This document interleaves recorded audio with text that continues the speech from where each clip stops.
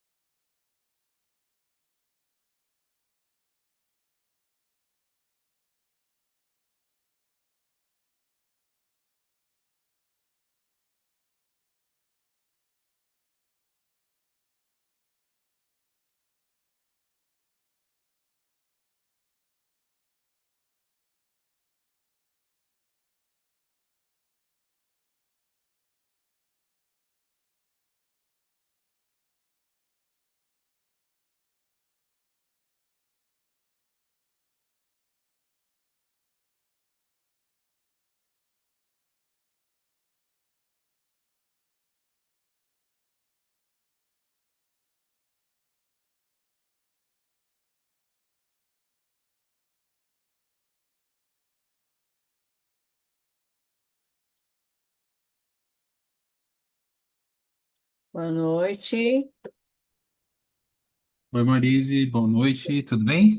Tudo bem? Você, tudo bem, César? Graças a Deus, tudo certinho. Estamos só aguardando até umas 8h05, pelo Tá menos, aí a bem, gente já tudo bem. inicia, tá bom?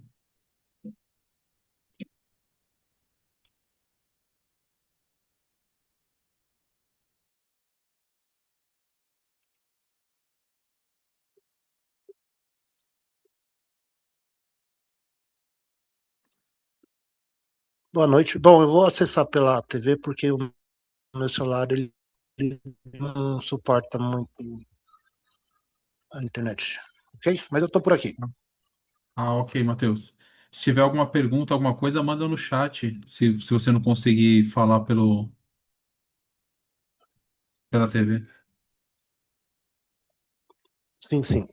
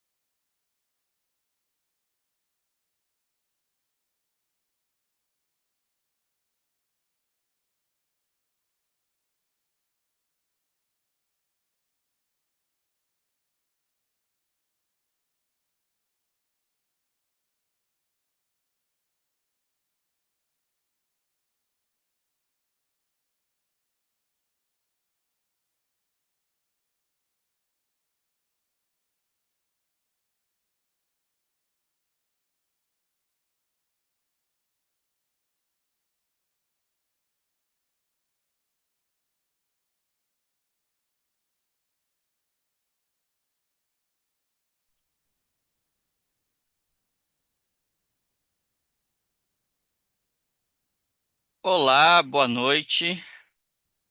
Opa, boa noite, Paulo. Tudo bem? Tudo Tudo Oi, bem? certinho? Paulo. Noite, Paulo.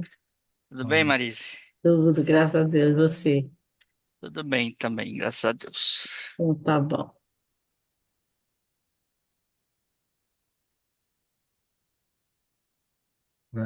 Para essa aula na correria aqui, eu não consegui montar os slides, mas vai dar tudo certo.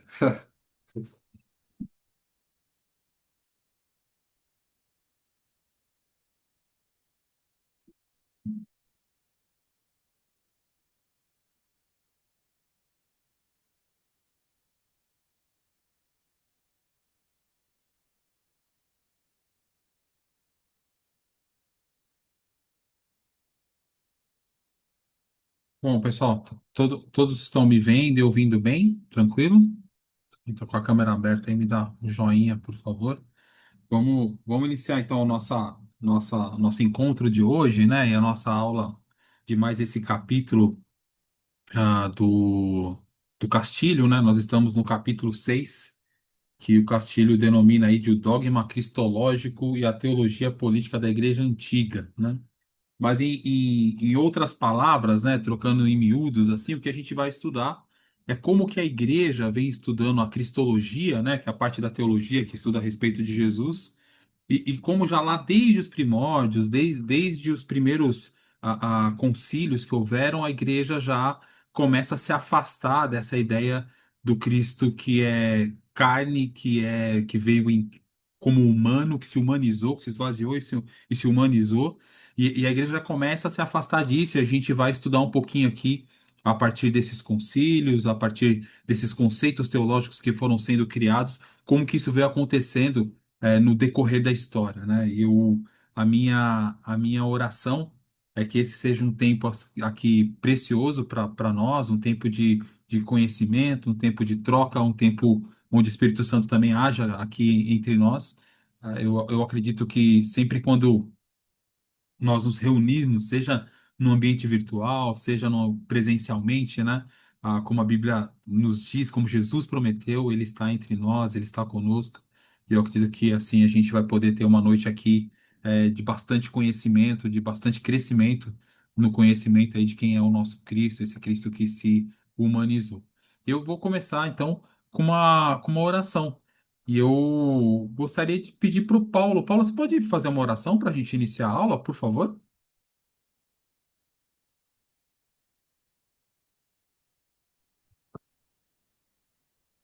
Pai de amor, estamos mais uma vez reunidos, ó Pai.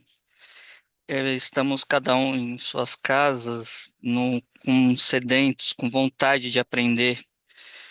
Pai, toma conta dessas aulas, das ministrações que serão ofertadas aqui, que nós possamos aprender mais de Ti, Senhor. Que nós possamos aprender mais de um Deus que se humaniza, que se entrega, que nós possamos nos melhorar como pessoas, Senhor. Nos abençoa nesse dia, que possamos ter uma aula que nos faça edificar e crescer na tua presença. Amém. Amém. Amém. Então vamos lá. Só deixa eu organizar minha tela aqui certinho. Vamos lá. Tava comentando para quem tinha entrado ainda que hoje eu vou ficar devendo os slides, hein? Eu não consegui preparar os slides. Fiz aqui um roteiro para a gente seguir na aula aqui, mas eu acabei não conseguindo fazer aí os slides, né? Mas acredito que vai dar tudo certo. Como eu sempre falo no início das minhas aulas aqui, eu gostaria, quero muito que esse seja um bate-papo, um tempo de reflexão mútua, né? Eu sei que todos vocês têm muito a contribuir também com essa aula, né? Então podem me interromper na hora que vocês quiserem, levanta a mão, me chama, é, seja para uma dúvida, seja para uma colocação, seja para uma correção de repente, né? Mas aqui esse ambiente é um ambiente onde todos têm voz, né? Onde todos podem falar, que não existe uma hierarquia, Nós estamos todos como discípulos do Mestre aqui, estudando um pouco mais para aprendermos juntos. Beleza? Tranquilo? Já partindo daí, né? Se fosse para vocês, de repente, hoje, me fazer um resumo, assim, bem rápido daquilo que a gente vem estudando aqui nas aulas, o que vocês me diriam? Olha, o que é importante que a gente está estudando aqui? O que já se percebeu? Qual que é a linha? Como que, resumidamente, você poderia colocar aquilo que a gente tem estudado aqui nesse ambiente do IBQ Educação, nesse curso, né, da humanização de Deus? Assim, alguém se habilita, já me ajuda nesse início aí, para já ir aquecendo os motores, também já para ir lembrando todo mundo aqui daquilo que a gente vem estudando, colocando todo mundo aí na mesma página. Alguém? Não me deixem só. Não, eu arriscaria dizer que a dinâmica que a gente tem visto no curso é de que, por exemplo, Deus a gente não consegue alcançar, a gente não consegue explicar, nossa capacidade humana não alcança Deus. No entanto, esse mesmo Deus, por meio de Jesus, ele se humaniza, ele coloca, digamos, no mesmo plano que nós, e a partir de Jesus é que a gente consegue entender, ou pelo menos vislumbrar a Deus, né? Então, é basicamente isso, é um Deus que se humaniza, né? Ótimo. Muito bom, Paulo. Obrigado. Mais alguém? Pode falar, gente. Que bem tranquilo. Boa noite. Eu Oi, pensei Jaque, boa também na noite. mesma linha do Paulo, né? Que a gente não conhece Deus de forma alguma, não conhece Deus, não conhece o que é essa graça verdadeira e que a gente não consegue alcançar, mas Ele que nos alcança, né? Através de Jesus, da caminhada de Jesus, dessa humanização. E se a gente quer chegar um pouquinho, né? Um tiquinho perto dele, a gente vai ter que ruminar esse evangelho, mas ruminar mesmo, né? Porque senão a gente não consegue, a gente sempre vai cair, vai tropeçar e vai ter que levantar e continuar para ele ir se revelando para a gente, né? Porque essa humanização é muito linda, viu? É o que eu também cheguei à conclusão. Não sei se é a mesma coisa que o Paulo, mas é o que tem me Tranquilo. tocado esses dias. Muito bom. Muito bom. Valeu, Jaque. Mais alguém?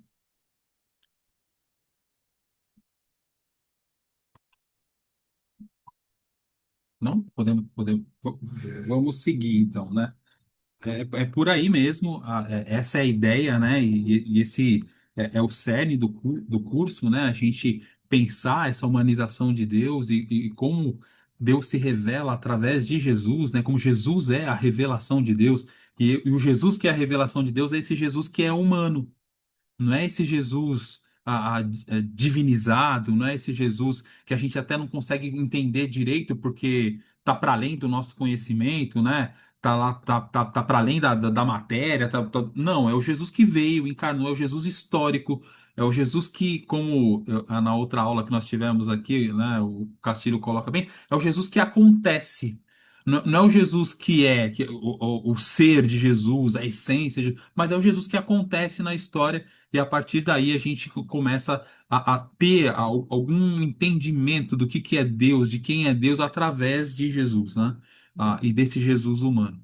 E hoje, o que o Castilho começa a problematizar e a trazer para a gente, né? Por que isso foi sendo distorcido ao longo da história da igreja?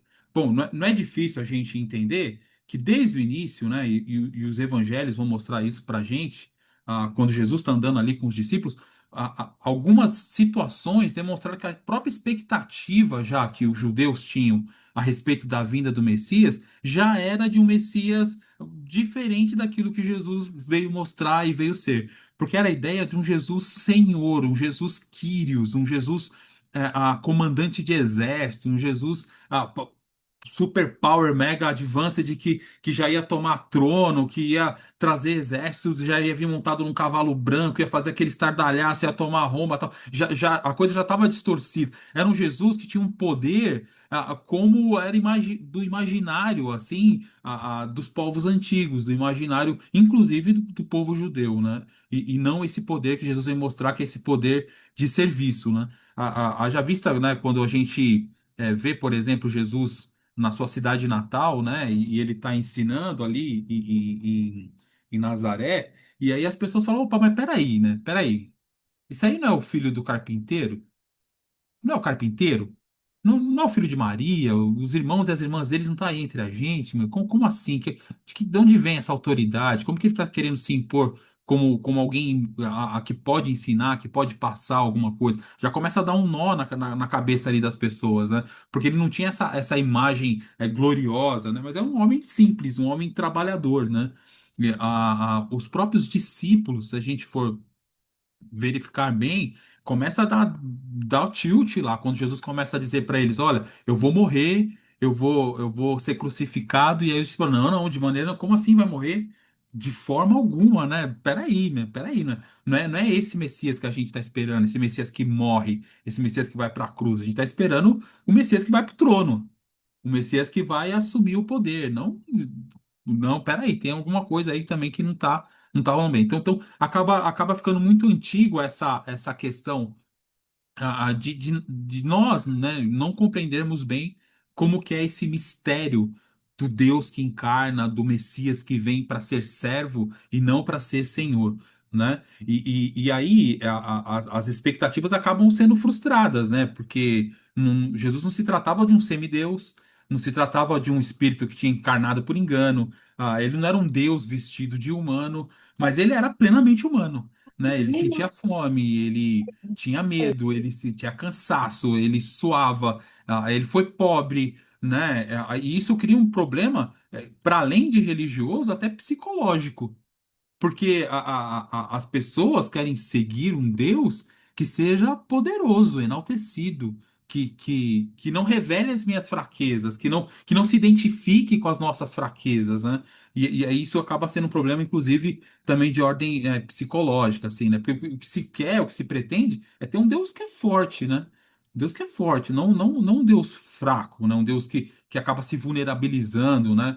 Porque isso acaba revelando a nossa própria vulnerabilidade, né? Então, a gente quer um Deus que seja, assim, intentável, né? Um Deus que jamais possa ser tocado, assim, por qualquer tipo de fraqueza, por qualquer tipo de sofrimento, e isso causa um certo estranhamento desde o início, desde o início. Inclusive, lá na época de Jesus, o que acontecia, né? Já era muito forte a questão da filosofia grega, né? E havia uma questão ali do gnosticismo. E aí eu vou também já aqui abrir para a gente conversar um pouco sobre isso, que eu acho que é importante, que a gente vai ver de onde vem uma série de coisas que existem e persistem até hoje dentro do cristianismo e que tem a sua raiz em outros lugares que não é o Cristo, que não é em Jesus, né? Quem de vocês já ouviu alguma coisa mais aprofundada a respeito do gnosticismo? O que o gnosticismo ensina? Você tem uma base aí? Alguém tem uma ideia? O que acontece, né? O gnosticismo, a princípio, né, ele ensina que a salvação ela vem pelo conhecimento, pela gnose, pelo saber, né, pelo conhecer. De uma forma bem assim simplória e resumida, né, dentro do gnosticismo, acreditava assim em dois deuses. Um deus era eu vou até pegar minha cola aqui. Um deus era o demiurgo e o outro era o pleroma.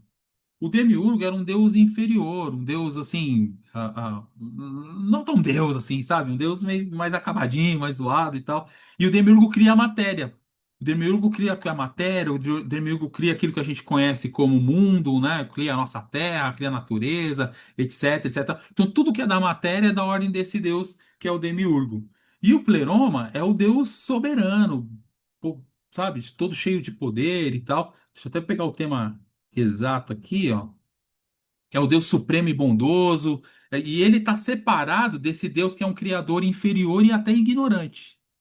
Percebe? Então tem essas duas situações. Então, quem cria a matéria, quem cria a terra, quem cria o ser humano, quem cria tudo isso é o demiurgo, que é um deus ignorante, que é um deus de menor categoria, e não é esse deus bondoso e maravilhoso que é o Pleroma, percebe? E isso tudo já tem a sua raiz lá naquela questão do Platão, né? Da matéria que é ruim e do mundo das ideias, que é onde a coisa realmente funciona, onde existe a bondade, onde existe o amor de verdade, onde as coisas estão em essência. E aí é esse pensamento helênico que já vem invadindo, inclusive, o território de Israel. Inclusive os estudiosos de Israel, né? Então percebe que já desde lá, quando Jesus andava por aqui, já existia essa ideia do gnosticismo. Inclusive, o gnosticismo ele vai ser combatido, né, por João. Por quê, né? Porque quando os gnósticos começam a adentrar o cristianismo, a ouvir de Jesus, começa a vir a ideia de que se Jesus é Deus e esse Deus que é o Deus bondoso, lembra? Deus soberano, Deus todo-poderoso, ele jamais pode ser matéria, porque a matéria não é dessa ordem, percebe? Então ali para os gnósticos, tal, Jesus poderia de repente ter uma imagem de Deus, ele poderia se parecer, de homem, né? Aliás, se parecer com o ser humano, mas não foi um humano de verdade, não foi um humano real, de carne e osso, que tinha fome, que tinha sede, que andou, que nasceu, que morreu, né? Então isso já começa a ser uma primeiro problema a ser combatido pela igreja, né? E lá no século segundo, se eu não me engano, isso vai ficar muito forte, né? E a igreja precisa combater, de fato, esse tipo de heresia, assim, que vai falar que Jesus jamais poderia ter sido um humano de verdade, né? Porque ser humano de verdade significa ser matéria, e ser matéria está longe de ser o Deus que é bondoso, que é todo-poderoso, que é amoroso, mas está mais na ordem e mais colado com essa ideia do demiurgo aí, que é esse Deus mais ignorante, esse Deus que criou, mas que não é lá essas coisas de Deus e tal. Percebe? Tá tranquilo, pessoal? Tá tudo bem até aqui?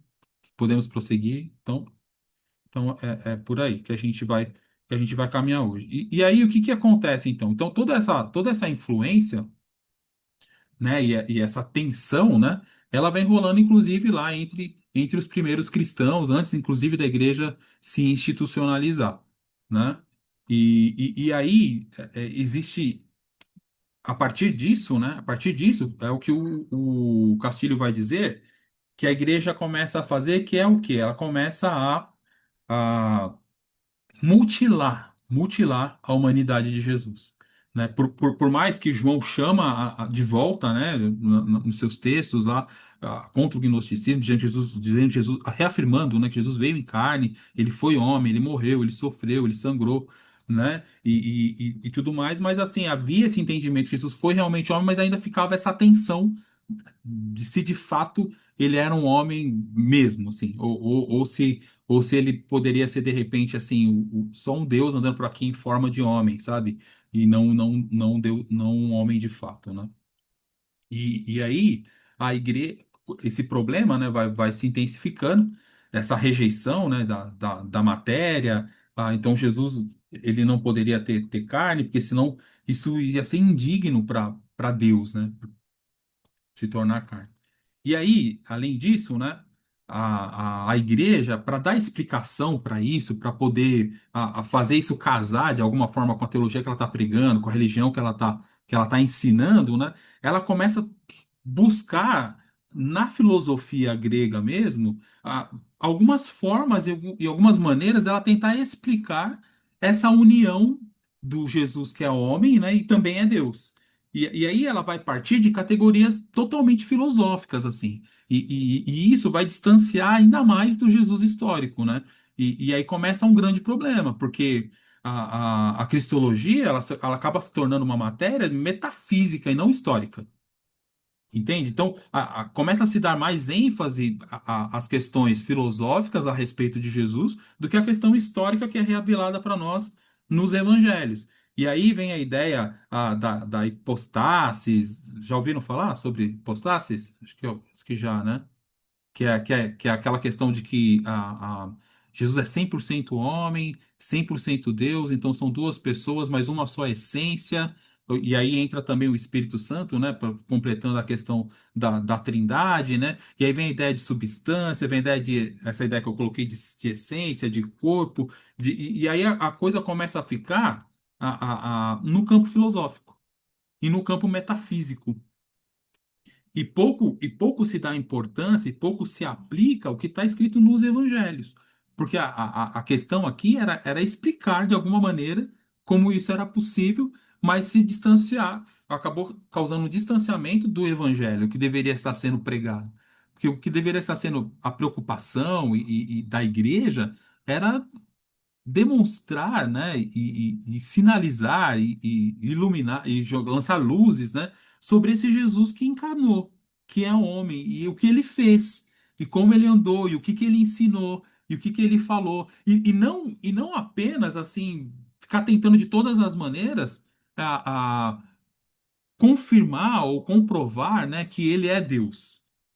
Entende? Porque quando a igreja se prendeu aqui só, não, a gente precisa provar que Jesus é Deus, até porque, como vocês mesmos colocaram, a gente não consegue saber na totalidade quem é Deus. Então, como que a gente compara um homem com ele? Como a gente eleva um homem ao nível de Deus? Como que a gente faz com que os dois habitem num ser só, num homem só? E aí a igreja começa a se perder nesse sentido. Para além disso, existe. Tudo bem até aqui? Alguém quer comentar alguma coisa? Perguntar? Tá tranquilo? Podemos seguir? Seguir, então vamos lá. Para além disso, existe uma questão aqui, né?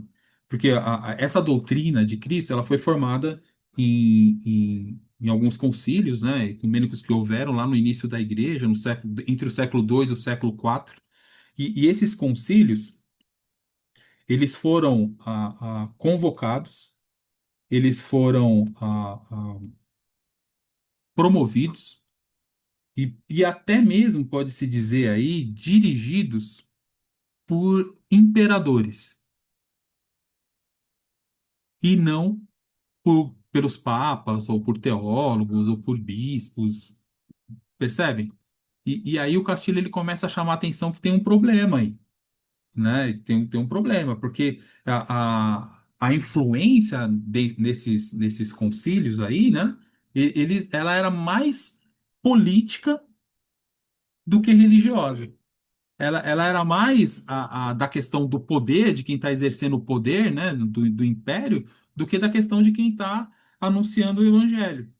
E aí são para se ter uma ideia, né, o primeiro concílio que ocorreu lá em Nicéia, né, no final do concílio, o imperador ele deu um banquete assim para os bispos que estavam lá, os teólogos, né, e tudo mais, um banquete assim tão extraordinário que um deles, inclusive, falou: Nossa, isso aqui deve ser o reino de Deus. Mas olha que loucura, né? Que virada, né? Porque o Cristo que vem, né? E o Cristo que é pregado, e o Cristo que essa igreja se propõe, né? A ser ali quem sinaliza esse reino desse Cristo e tudo mais, é o Cristo que vai para a cruz, que morre pobre, que anda com os pobres, que se identifica com aqueles que sofrem, né? Que tem o pé cheio de poeira. Não está no palácio, não está nos banquetes. É o Cristo onde tudo tem que ser para todo mundo e não para alguns, né?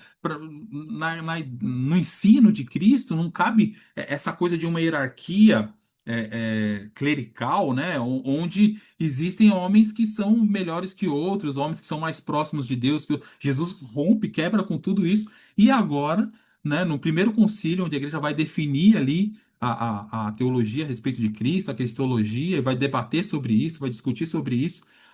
O que chama a atenção desses bispos não é mais a simplicidade do evangelho, não é mais a humildade, não é mais a identificação com os que sofrem, mas agora é porque, nossa, eu tenho um banquetezão top para mim, né? Para mim, um banquetezão sensacional, banquete imperial, estamos aqui no palácio, estamos aqui na sede do império, e olha o poder que nós temos, a influência que nós temos. Percebe como isso já distancia completamente daquilo que é Jesus e daquilo que Jesus ensinou. Então agora a questão não era mais a pureza da fé, né? Mas era uma tentativa do imperador ali de ter uma unidade política a partir da religião. Alguma semelhança com o nosso mundo atual ou não? Alguém quer comentar alguma coisa? Quer fazer alguma colocação? Tô indo rápido demais. Tá tranquilo? Então vamos seguir aqui, né? Então, essa contradição, né, que tá rolando aí, porque o império que executou o Cristo, agora ele celebra um Cristo que está imperializado, né? Então, essa é a contradição que tá rolando aí, né? E aí eu quero perguntar para vocês, né? Que perigo vocês veem, ou o que vocês veem quando a fé é domesticada pelo poder político? Me ajuda aí, gente. Fala aí para eu tomar uma aguinha.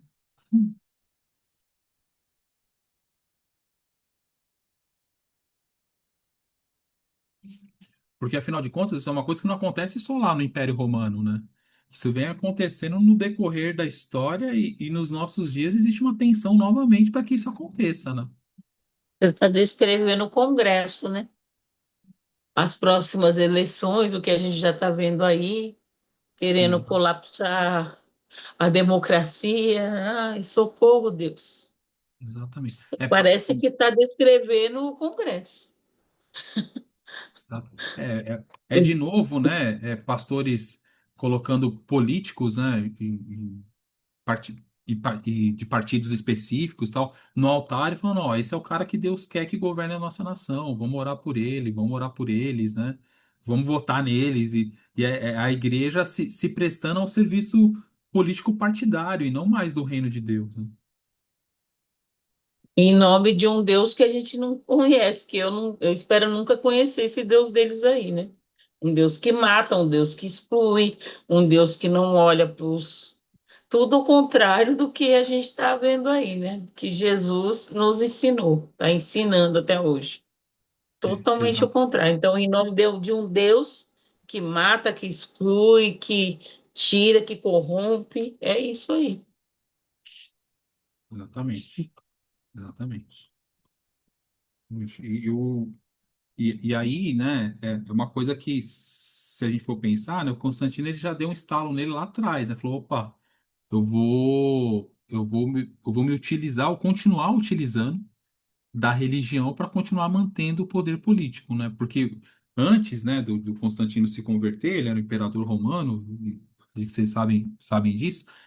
O imperador romano, ele nele mesmo, ele era tanto o senhor político como o senhor da religião também, né? Ele era praticamente como um deus para os romanos ali, né? Ele era um representante ali de Deus mesmo, falava em nome de Deus, agia como Deus, e aquilo que ele falava era uma ordem não apenas terrena, como também uma ordem espiritual, assim, né? E aí ele traz isso para o cristianismo, também querendo, continuando, né, a exercer uma forte influência sobre a religião, né? E um detalhe importante, né? Não quero dizer aqui com isso que a gente vai pegar esses concílios e jogar tudo fora, não é isso que a gente está falando. Mas a questão é qual que era o objetivo desses concílios, né? E por que eles seguem esse caminho que acaba se distanciando? Por que eles não falam? Porque o problema todo desses concílios não é o que eles falaram, mas é o que eles não falaram a respeito de Jesus. Eles não falaram a respeito desse período, desses anos que Jesus andou e teve seu ministério terreno e revelou quem é Deus a partir dele como humano, né? E é isso que é quase que tirado da conversa ali e a coisa fica centrada, como eu tinha colocado, em questões filosóficas, né? Inclusive isso é até hoje, né? Hoje, se você vai para uma faculdade teológica e vai estudar cristologia, muito provavelmente o que vai se enfatizar, o que vai bater bastante, vão ser essas questões filosóficas, né? A respeito da hipostasis, a respeito de que é da mesma substância, a respeito que é a mesma essência, da trindade, e aí o Cristo ele acaba ficando, até fala da humanidade dele, né? Mas como comprovação de que ele foi humano, para não cair de novo no problema que houve, né? Com os gnósticos lá, com o ascetismo, se eu não me engano. Então, para não cair no mesmo problema, até se fala que não, ele veio como homem, ele comeu, ele teve fome, ele sentiu frio, barará, mas isso passa muito rápido. E aí, mesmo que se coloque isso, a ênfase e o olhar, que ele tem que ser, ele acaba sendo direcionado para o Cristo divinizado, para o Cristo já ressurreto, cheio de glória, poder, majestade. E é e é esse Cristo que a gente é incentivado a olhar, a buscar, a querer ser igual, não é isso? É isso que vai acontecendo ao longo da nossa caminhada cristã mesmo, inclusive de púlpitos e tudo mais. Isso que vem sendo bastante enfatizado. Tanto é que alguns anos atrás, né, surge aí a teologia da prosperidade, e essa teologia da prosperidade ela vai centrar completamente nesse Cristo que é glorificado. É o Cristo Kyrios. Jamais o Cristo humano, jamais o Cristo que sofre, jamais o Cristo que padeceu, o Cristo que teve fome, que teve sede, né? Eu frequentei uma igreja há muitos anos atrás, na minha adolescência, assim, frequentava uma igreja que era dessa linha, né? Neopentecostal, de teologia é, da prosperidade, etc. Tal, e chegava-se a se dizer o seguinte, né? Que Jesus não era pobre. Não sei de onde tiravam isso, né? Mas enfim, né? Que ele, não, Jesus não é pobre, não, jamais, né? Ele entra em Jerusalém lá montando jumento como um rei e tal. Então, nossa, umas distorções assim absurdas, né? Até recentemente eu vi um vídeo que o pastor estava falando o seguinte, assim, né? Ah, que quando Jesus fala que Jesus tinha casa na praia. Isso mostrava como ele era cheio da grana e tal. Então, a gente acaba acontecendo esses absurdos assim, justamente por esse distanciamento do Cristo que é humano, de que veio como humano e como humano, né? E até o Castilho vai destacar isso também no texto dele.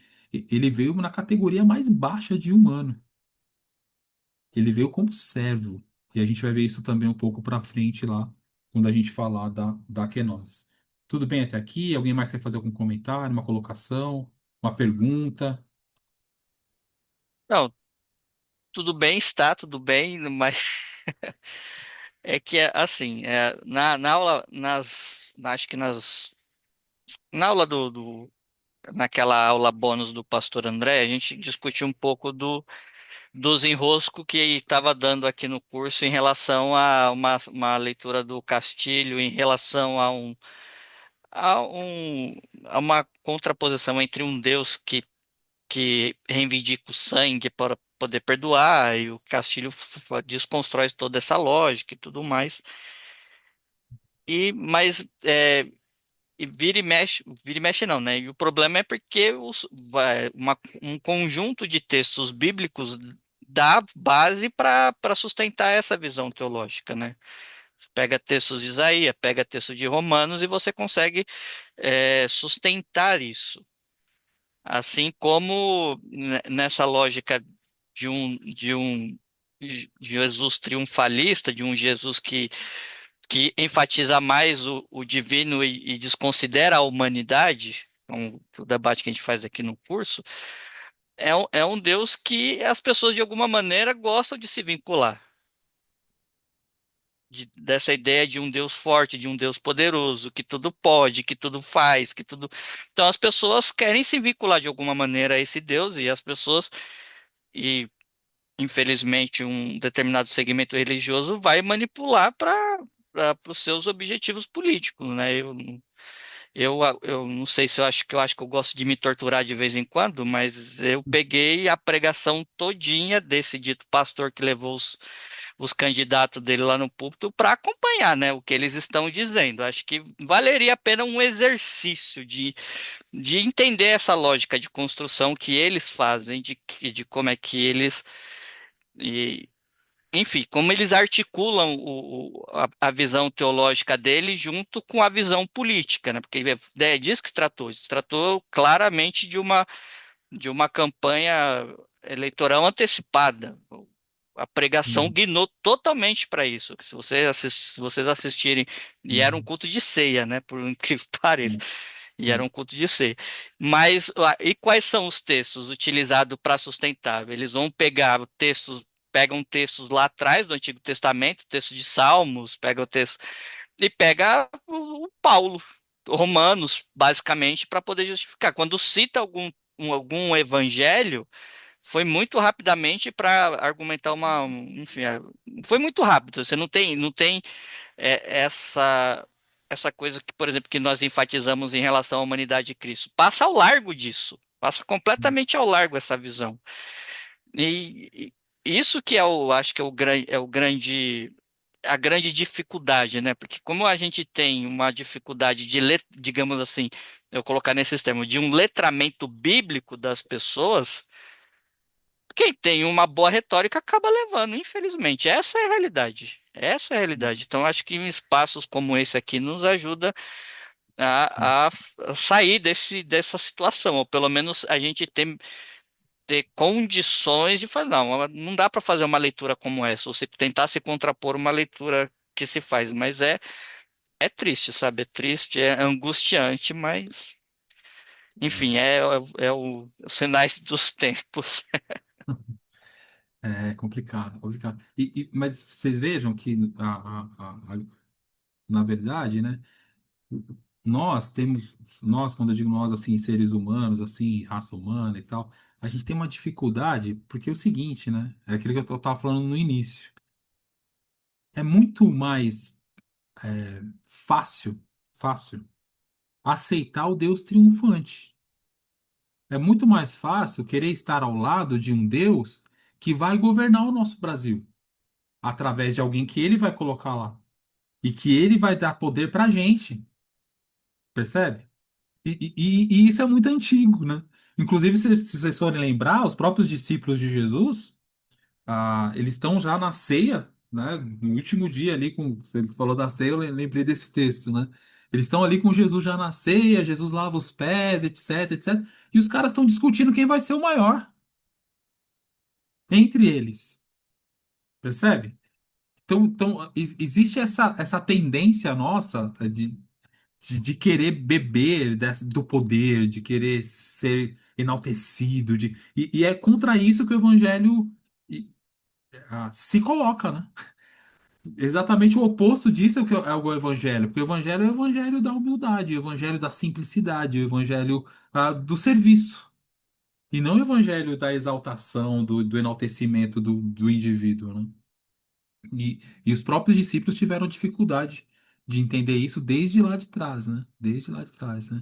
Outra feita, né? Vai a mãe de dois deles lá, né? De Tiago e João, ó Jesus, que quando você estiver no seu reino, um sente a sua direita, outro à sua esquerda, né? Então, percebe que é esse ego e orgulho humano que Jesus veio quebrar e que é difícil quebrar. E que, infelizmente, a igreja abraçou o ego e o orgulho e abandonou Jesus, né? Aí no meio do Também caminho. tem aquela passagem lá que ele sai de uma cidade que não ouve, né, os discípulos, aí eles perguntam para Jesus, quer que a gente ore para que mande Sim, fogo do manda céu? fogo. Pois é, pois é. Né? Então assim, por isso que que é importante a gente é, sempre ter essa desconfiança das coisas, né? E pedir que o Espírito nos ilumine para a gente sempre permanecer firme no Evangelho de Jesus, de Jesus. Para a gente não ser cooptado assim pela nossa própria concupiscência, né? O Tiago fala isso, né? Que a gente é tentado pela nossa própria concupiscência, pelo nosso próprio desejo, né?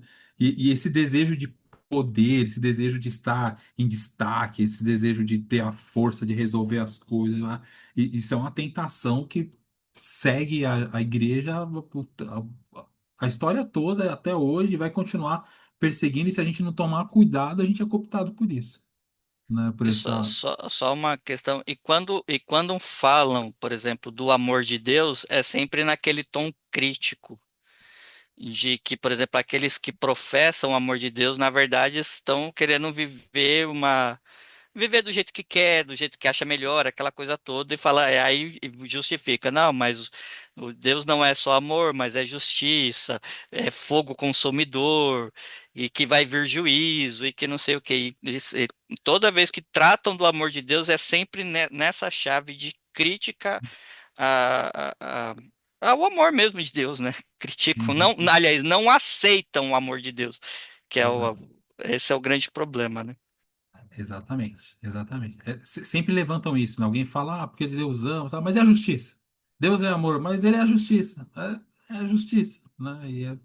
É por aí mesmo. Bom, vamos avançar aqui um pouquinho.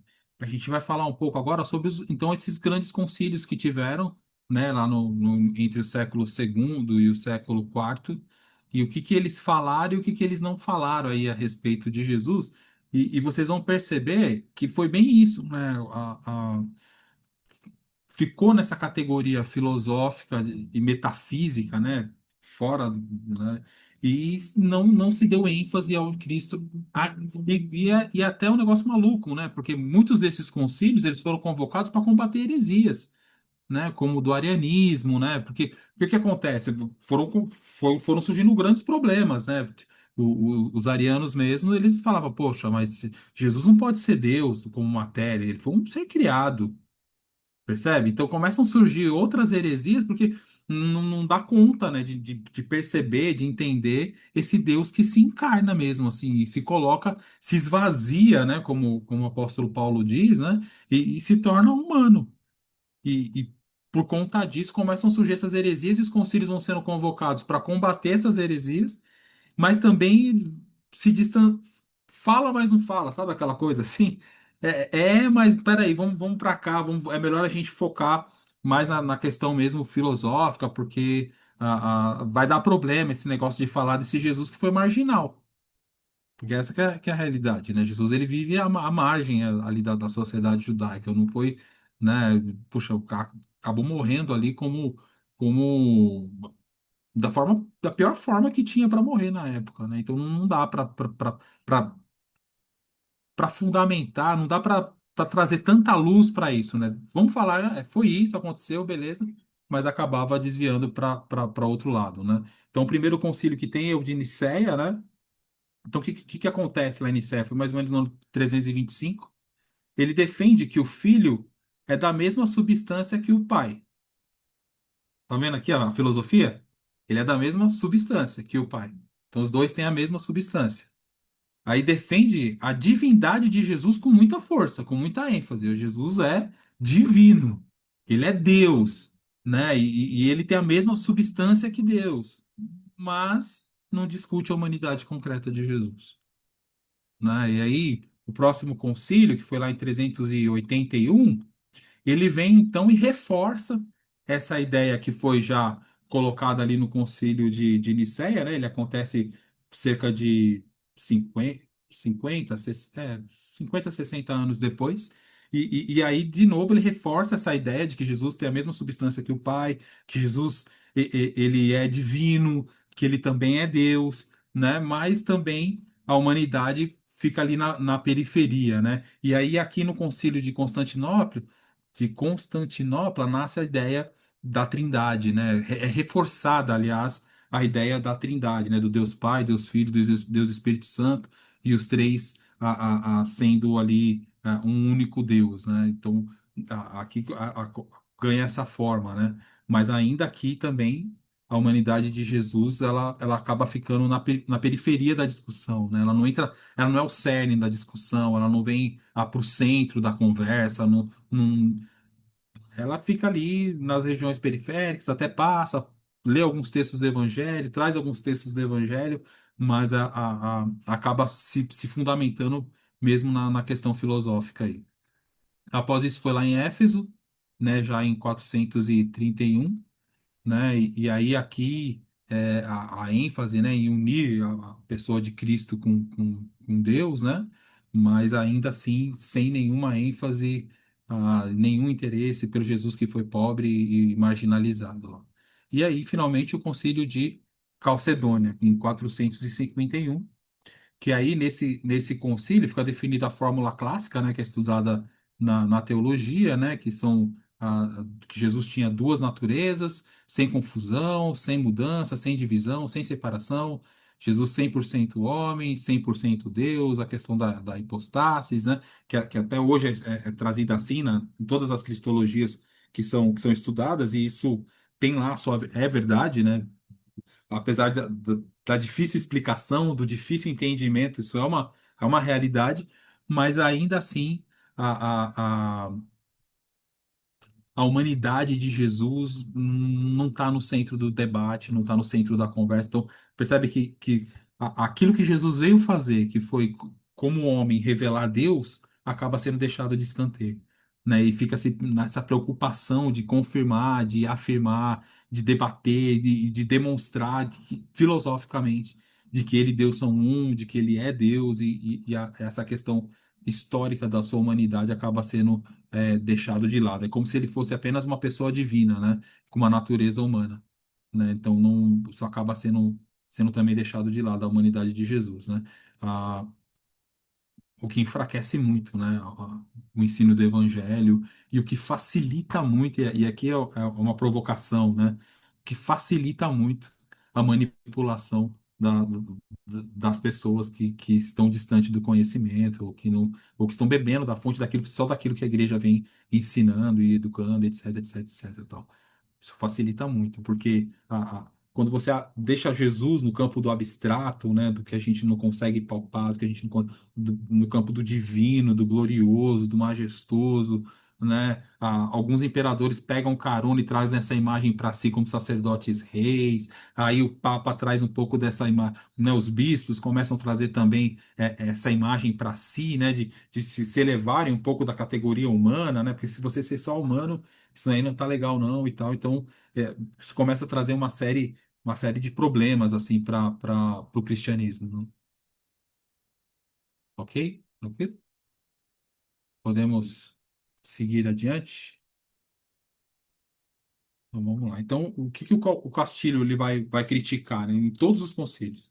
Eles exaltam a divindade, mas eles ignoram a humanidade histórica. E eles preservam o status da igreja como uma instituição imperial. Também não tem esforço nenhum de separar a igreja e Estado aí, não tem esforço nenhum de descolar a igreja desse poder governamental do império, né? E muito pelo contrário, né? Existe esse esforço da igreja continuar sendo um instrumento do império para continuar dominando as pessoas, né? Continuar dominando, trazendo unidade para o império todo, etc. Né? Então, esse Jesus que ele aparece nessa doutrina, né, cristológica, né, ele é o Cristo Rei, não o Cristo Servo. Tranquilo até aqui? Alguma colocação? Acabou até minha água já. Bom, Eu então vou vamos lá. colocar muito no contexto, tá?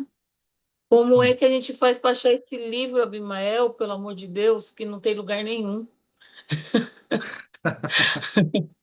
Ó, você consegue achar a versão digital dele só, né? Não, então, eu coloquei até no grupo o PDF, o Kindle, né? Para o Kindle e tudo mais. Não, eu queria ter Aham. o livro. É, de fato, de fato. Eu também Não gostaria, viu, Jaque? é igual o do Pagola, eu me esforcei, economizei e comprei.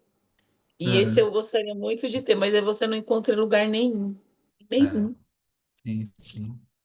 Eu já acionei até meus fornecedores aqui, que às vezes tem livro de sebo, etc, tal, mas também não conseguiram encontrar nenhuma unidadezinha disponível. Hum. Bom, pessoal, vamos adiantando aqui. Ah, como eu tinha comentado, né, a respeito da igreja, né, e dessa aliança com o poder do império, que começa a acontecer aqui? Começa a rolar um endeusamento dos bispos. né? E o Castilho até ele cita, né, que nos documentos lá desses concílios surgiram coisas do tipo como assim, ó, o bispo é boca de Deus. O bispo deve ser honrado como Deus. Ele deve ser venerado como Deus.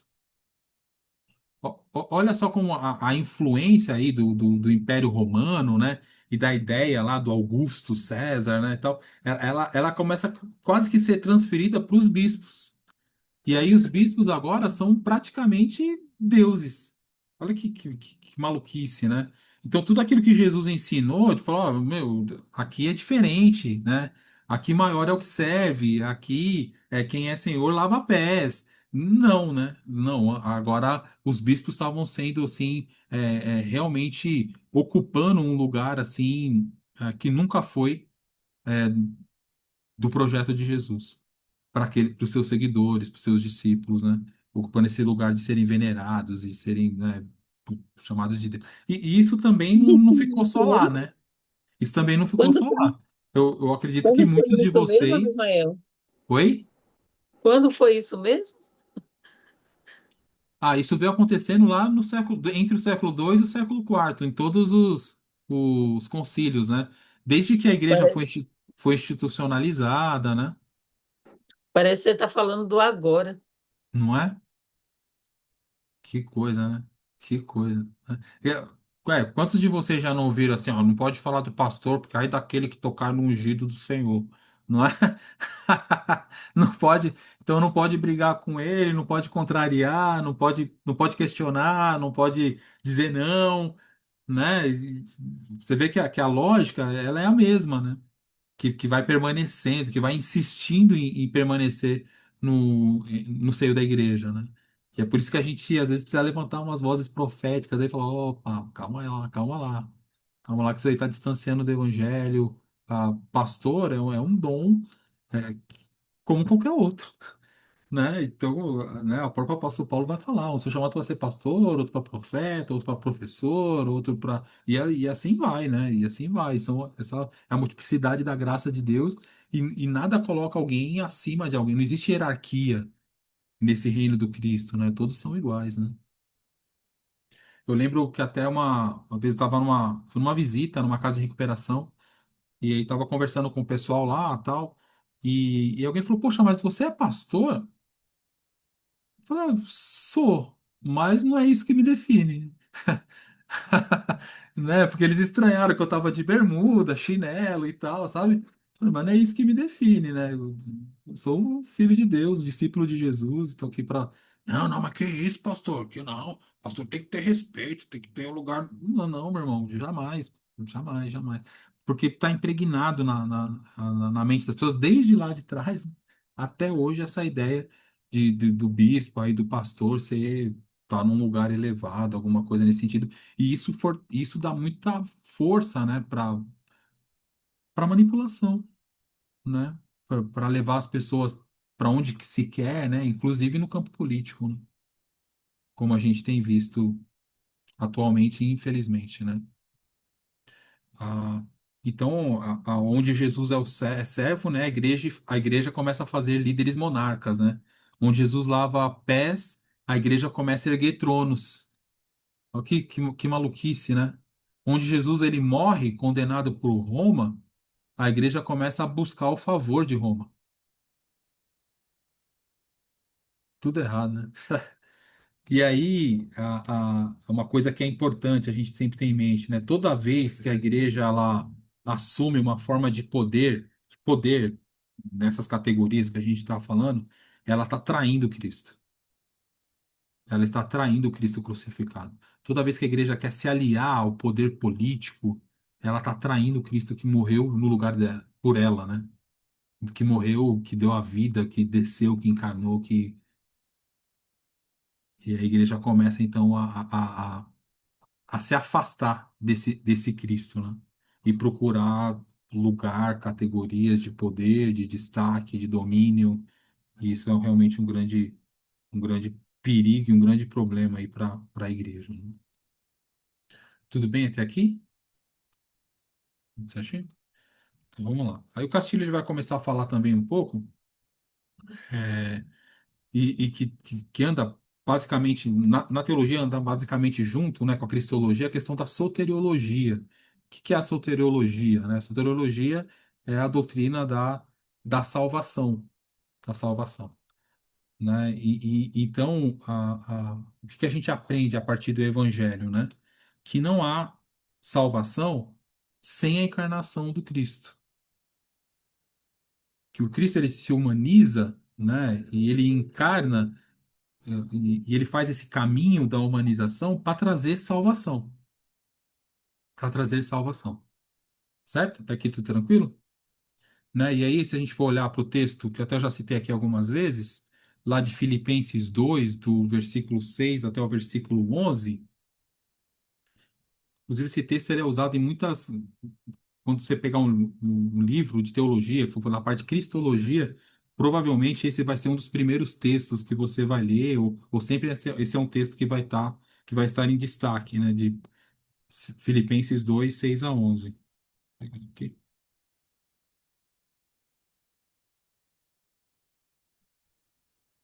Filipenses 2 6 a... eu vou ler a partir do 5 aqui, ó. Seja o modo de. Eu estou lendo na NVI, tá?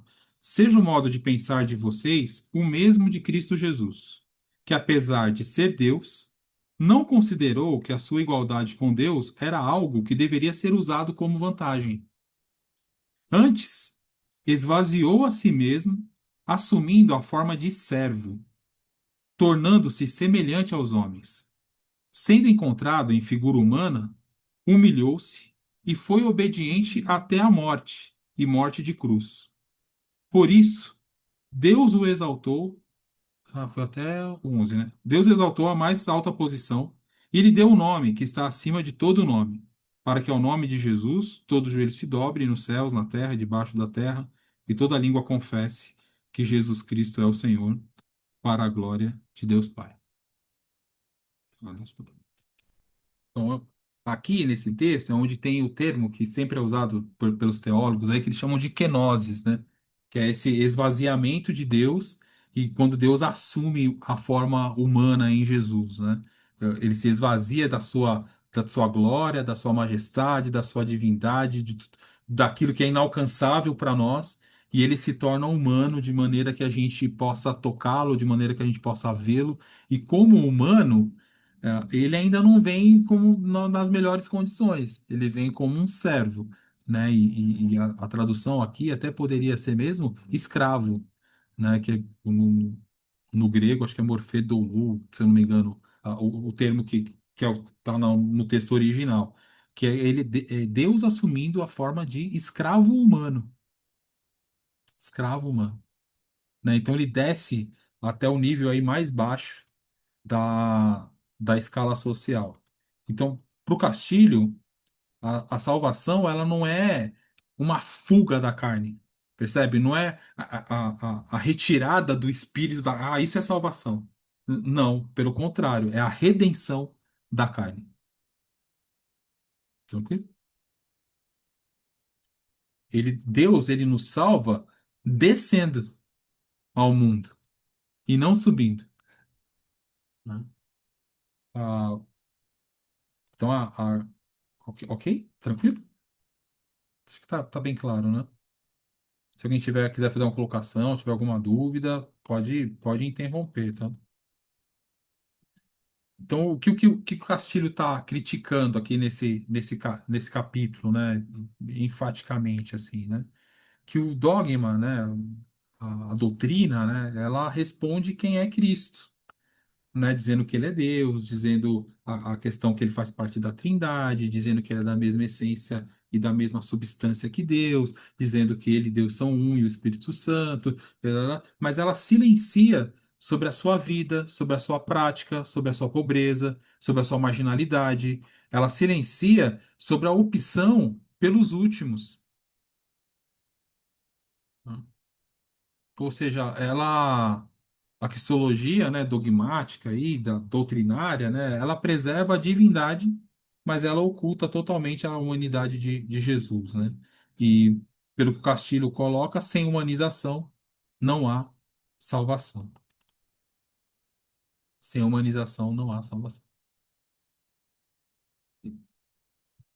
Eu, eu lembro que quando eu comecei a me dar conta, né, quando começou a ter essa virada de chave, assim, nossa, foi extremamente libertador, assim, libertador, né, porque a ideia anterior, né, era de que tudo que pertencia à carne era errado.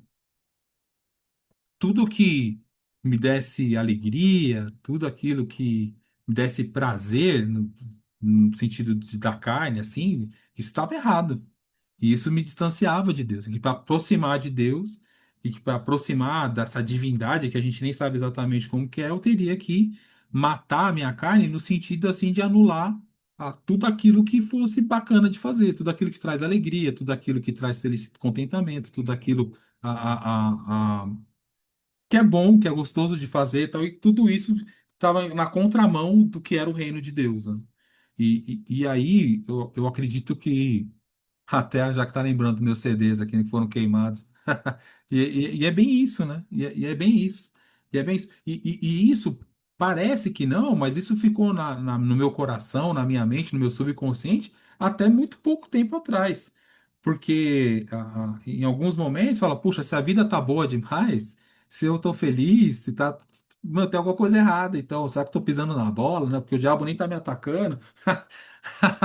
Né? Então era essa inclusive a percepção e a visão da grande massa do povo evangélico, infelizmente, infelizmente, né? De que existe essa tensão que tem que ser vencida assim, anulando completamente tudo que é humano, tudo que pertence à carne, tudo que pertence à matéria.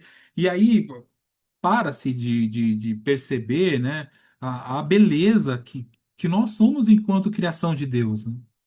Para-se de perceber a presença de Deus em nós e na sua criação, né? E isso, inclusive, a Bíblia vai trazer em diversos textos, falando que, né, que o fundamento anuncia as obras das mãos de Deus, que a natureza revela a Deus, né? Então, a gente acaba perdendo o que Deus fez para a gente e acaba sendo cegado para essa série de coisas e fica desejando poder, né? E fica desejando que dominar todo mundo e fazer com que todo mundo entre nessa neura de também se anular e ter e não ter vida, e não ter uma vida plena, né? Então, olha que para onde que essa coisa toda levou, né? Para onde essa coisa toda levou a igreja? E que bom, e que bom que a gente tem textos assim como o do Castilho para nos chamar de volta para o Evangelho de Jesus, que é esse Evangelho que está presente na vida, né? E na vida aqui, e que demonstra essa maravilha que é a criação de Deus, inclusive nós, como criação de Deus. Nós somos criados pelo Deus eterno, poderoso, somos chamados por ele de filhos, né? Nós não fomos criados pelo demiurgo, né? Então é bom a gente ter essa ciência, a gente manter isso sempre aquecido no nosso coração, né? Mas até eu pensei umas perguntas aqui e eu gostaria que vocês respondessem assim com bastante. E respondessem mesmo, né? Quero ouvir um pouco de vocês aí, né? Por que existe essa preferência pelo Jesus glorioso ao Jesus servo até hoje? Eu acho que é porque como foi aprendido.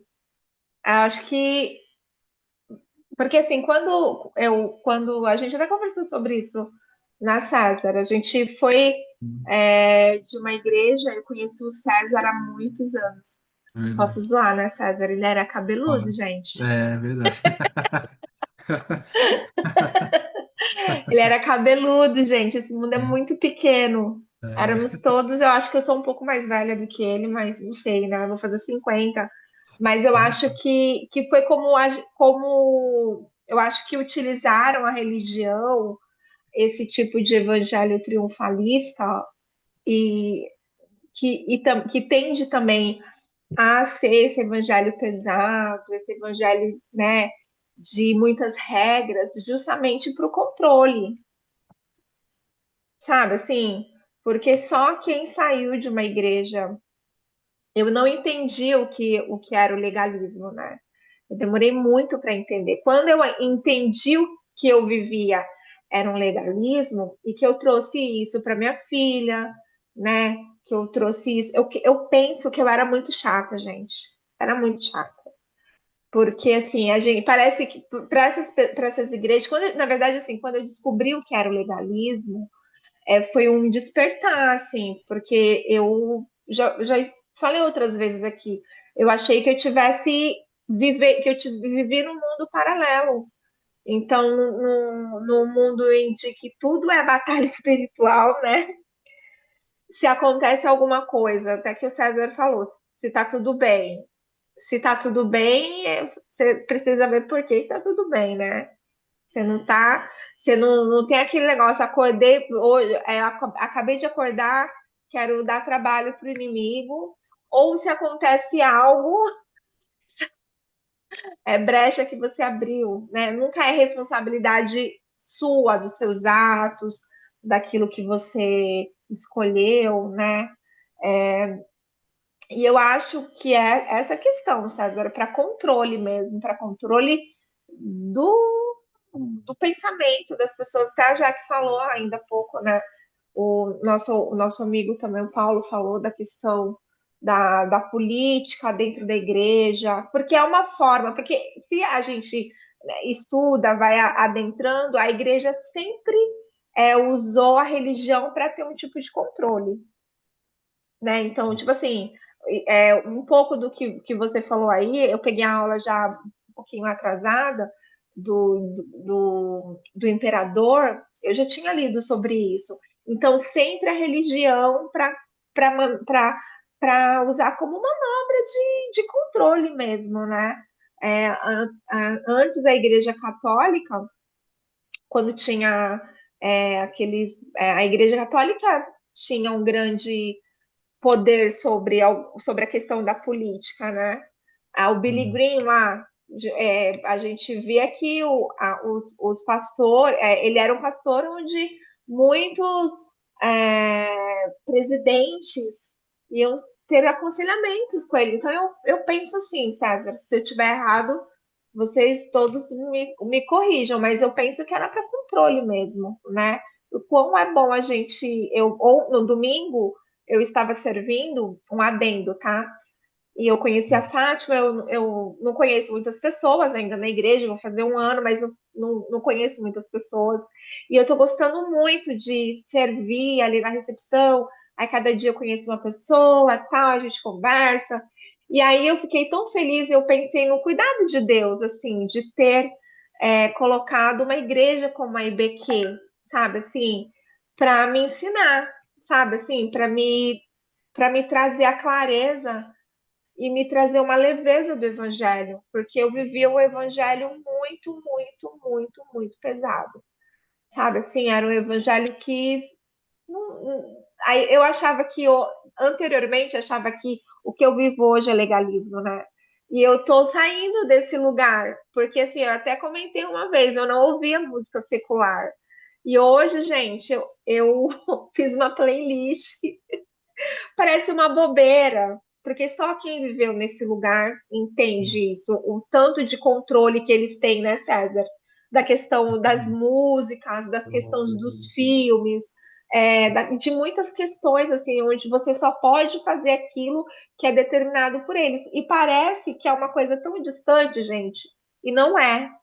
E aí você fala assim, nossa, mas aqui está escrito isso, está escrito, mas você está num ambiente tão tóxico que você termina fazendo o que todo mundo faz.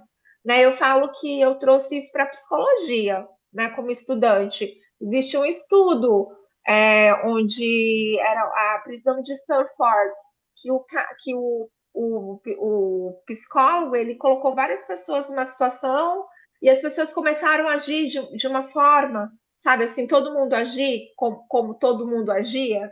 Então, eu penso que é um tipo de controle que eles utilizam, assim, na religião. Eles utilizam a religião para ter um controle sobre os nossos votos, sobre a nossa família, sobre o que a gente veste, sobre o que a gente ouve, sobre o que a gente faz, né? Porque existe, isso é real, né? Vou voltar pro meu trabalho, gente. Sim. De fato, de fato. É mesmo, a Robertinha me conheceu desde a época de cabeludo. Olha só. Uma coisa que eu queria só pontuar, assim, né? Que o Castilho traz no texto dele, não sei quem teve aí acesso ao texto, teve um momento também que essa coisa do imperador ficar chamando concílio, ficar toda hora se intrometendo, também deu uma dorzinha no ego do Papa lá e teve uma confusão. E aí o Papa Gelásio, isso mais para a gente ter de conhecimento, assim, né? Então o Papa Gelásio ele começa a enfatizar que, olha, o poder do imperador é o poder de político e tal, e aquele poder religioso está aqui, com o papado, com o episcopado e tal, mas para dividir essa coisa assim, mas assim, dividiu, mas continua ali meio que tudo junto e misturado, né? Mas só para a gente ter essa informação também. Mas uma coisa que eu queria perguntar para vocês agora, e- isso não dá um nó no cérebro de você, ou deu, eventualmente, em algum momento, coisa do tipo assim, tá, mas eu tô com um problema agora na minha vida, e eu vou orar por esse problema. E eu tô perguntando isso porque é uma coisa, por exemplo, que a Kelly falava bastante isso para mim um tempo atrás. Ela falava assim, mas peraí, agora, como que eu oro? Percebe, não? Porque será que essa minha oração, esse meu pedido, é,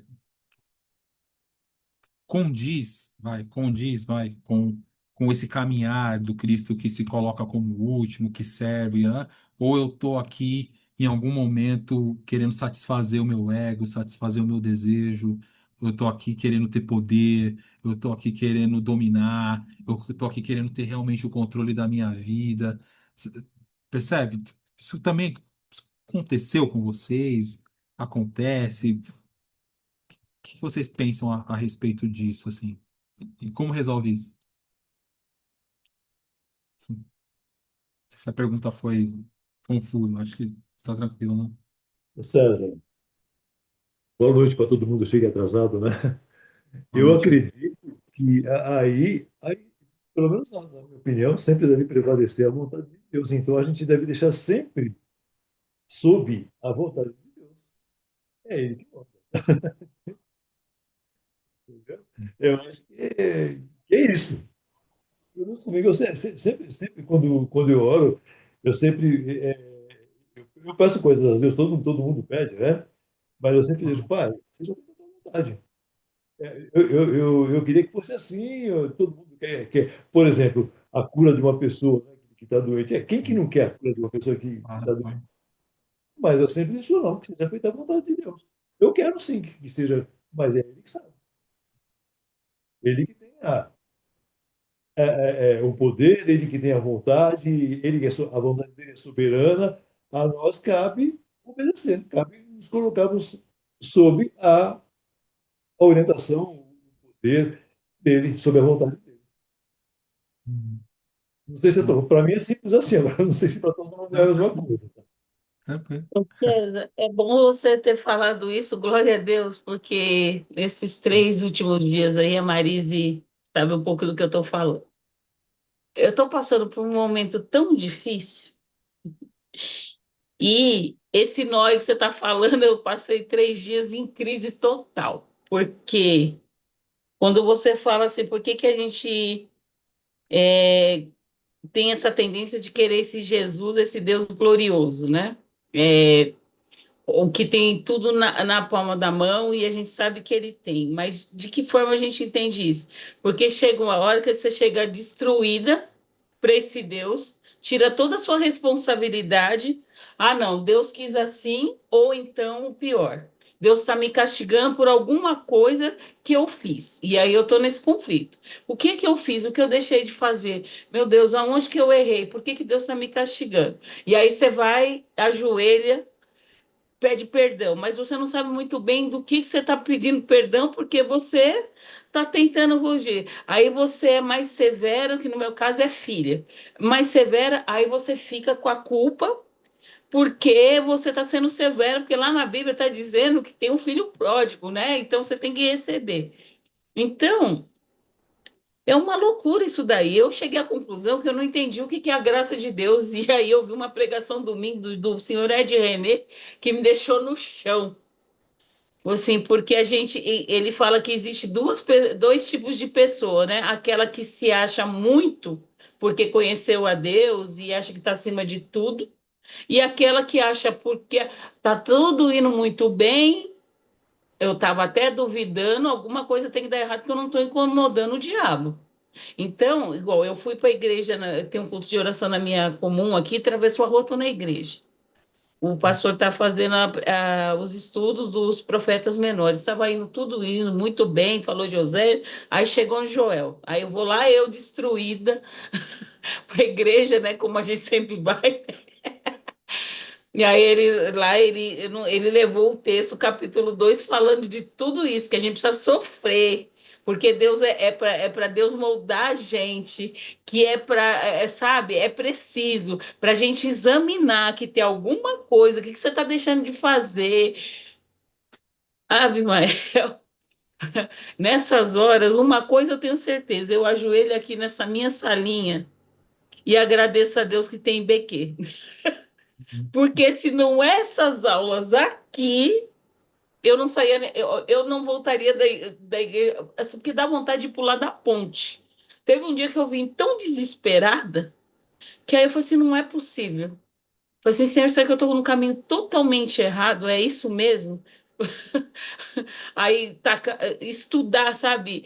Eu falei assim, meu Deus, eu a minha cabeça está tão distornada assim que eu não estou conseguindo mais entender que está sendo explicado tão claramente, tão bonito, tão. É isso aí que eu estou ouvindo da igreja? É isso aí mesmo?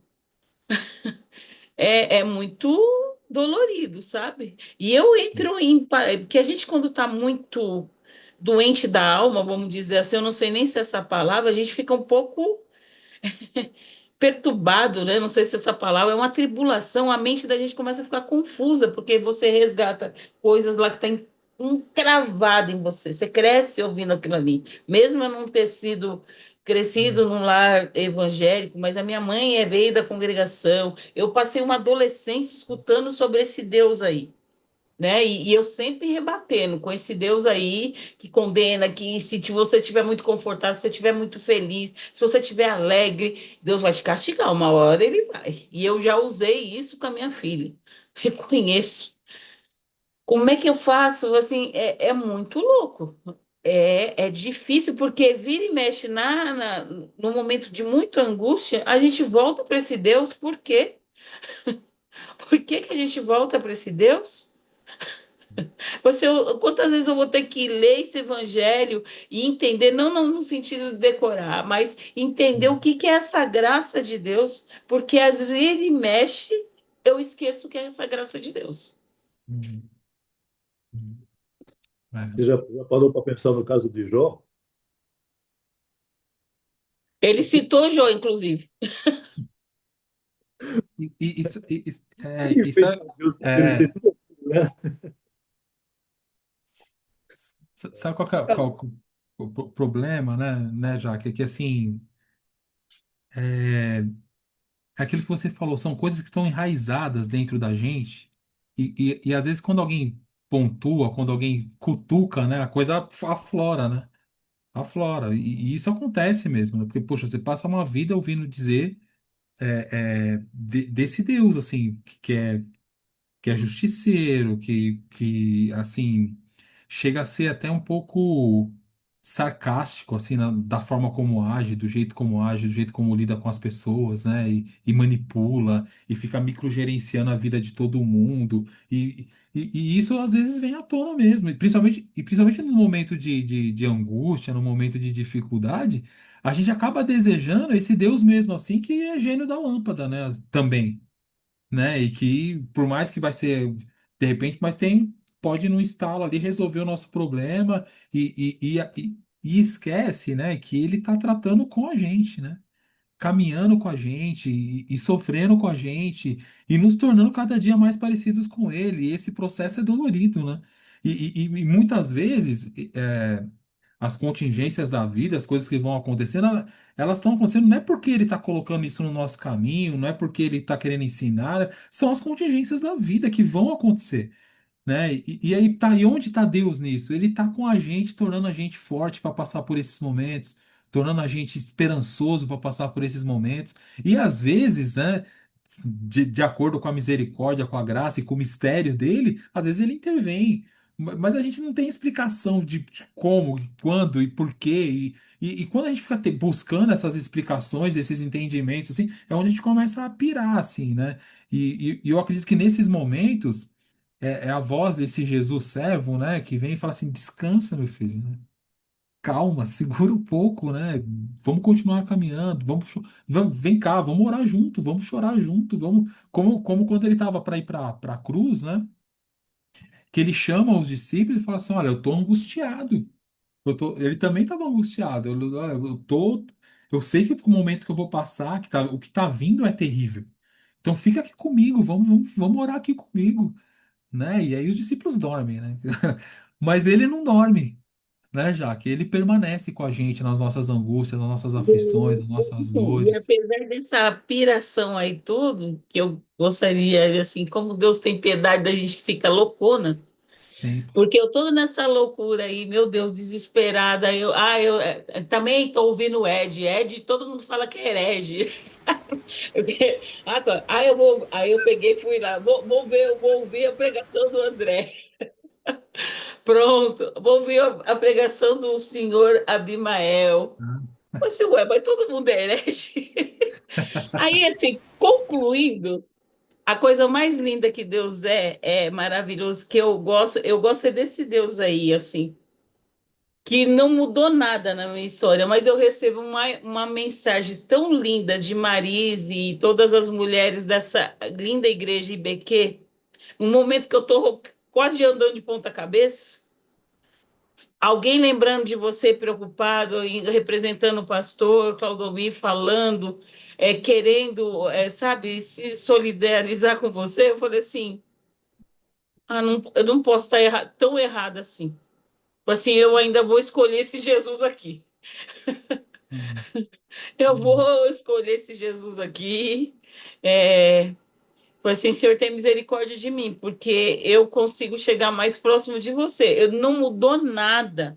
Pelo contrário, piorou, a situação se agravou, mas a minha postura, bem diferente do que esse Deus aí que foi me apresentado, me desespera, me angustia, que me faz fazer perder o controle, que faz eu ser violenta, agressiva, pôr minha filha para fora. Você entendeu? Então eu prefiro esse Jesus aqui, esse aí que você está ensinando para mim, para nós e que a gente está compartilhando. Então era isso que eu queria dizer para você. Mas essa piração aí eu tive, viu? Toda hora. amém. Tá certo. Não, você não está sozinha. Posso falar uma Não, coisa, Tess? sim. A Jaque comentou sobre a graça, né? A graça é um favor que a gente não merece, né? Que Deus dá pra gente. E a gente, nem tudo na vida a gente consegue do jeito que a gente quer. É muito difícil, tanto na saúde como em bens, qualquer coisa. Muitas vezes a gente pede tanto uma coisa para Deus, a gente joelha, a gente pede, caleja o nosso joelho, mas a gente não recebe, sabe? Mas Deus, assim, muitas vezes eu falo para os meus filhos, Deus, assim, fez tudo pela gente. Ele nos criou, nos amou, nos ama, nos acompanha, sabe sobre nós, né? Enviou Jesus, a gente sabe que Jesus se entregou, ele se entregou por nós. Então, eu falei assim, tudo que ele tinha que fazer de bom, ele já fez pela gente. Agora, tudo que entra de melhor pra gente, que a gente gosta, já é lucro, né? Porque Deus nos ama muito. A Bíblia fala que ele estará conosco. Então, é na saúde e na doença.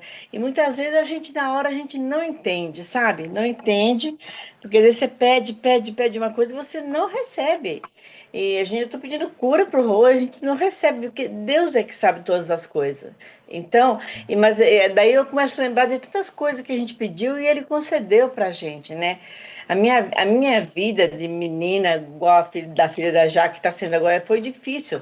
Para mim, não, a Jaque não é assim, mas assim, a minha mãe era assim. O que o pastor da minha igreja falava era lei na minha casa, era lei, sabe? Então, e eu que era menina pequena, eu falei assim, nossa, mas não é isso, eu acho que não é tá certo isso. Só que eu não tinha o direito de falar com a minha mãe, que eu não tinha voz, minha mãe não deixava eu falar, né? Então a gente sofreu muito. Mas daí eu acho que fiquei tão dependente de Deus, porque o sofrimento leva a gente a depender muito de Deus, sabe? E Deus ameniza a nossa dor. Ele ameniza, de uma forma ou de outra, ele ameniza a nossa dor, porque ele nos ama, mas ele não vai dar tudo que a gente quer. Às vezes eu fico pensando, meu Deus, meu filho pequeno pediu uma faca para mim, para brincar, eu vou dar? Não vou dar, não vou dar porque vai ser bom para ele. Então a gente que não entende, mas só Deus é que sabe. E os nossos pensamentos não são os pensamentos de Deus, a nossa vontade não é a vontade de Deus. Esse negócio de dizer que a voz do povo é a voz de Deus, não é, não é. A voz do povo não é a voz de Deus. Mas ele nos ama, né? E um dia nós estaremos com ele e vai explicar tudo para a gente o que ele não permitiu algumas coisas. Eu penso isso. Então ele quer que a gente tenha fé, que a gente seja sincero, né? E persistente, né? Persistente em orar. Nós temos exemplo na Bíblia de pessoas que persistiram em orar e resolveram o seu problema. Então a gente tem que. Eu acho que Deus quer assim, a gente dependente dele, sabe? Dependente mesmo. E é por isso que muitas vezes ele não, acho que não concede as coisas pra gente, viu? E a vontade dele, ele é supremo, né? É tudo pra gente. Se a gente não fosse ele na nossa vida, eu não sei o que seria de nós, viu? Não sei. É. É isso aí. Amém. Obrigado, Marise. A Roberta levantou a mão. Quer compartilhar alguma coisa, Roberta? Gente, eu tô aproveitando que eu vim trabalhar de casa hoje. Mas olha, eu queria dividir uma coisa aqui com a Jaque. Jaque, eu tô casada há 26 anos e durante 12 anos eu orei para que meu marido aceitasse Jesus.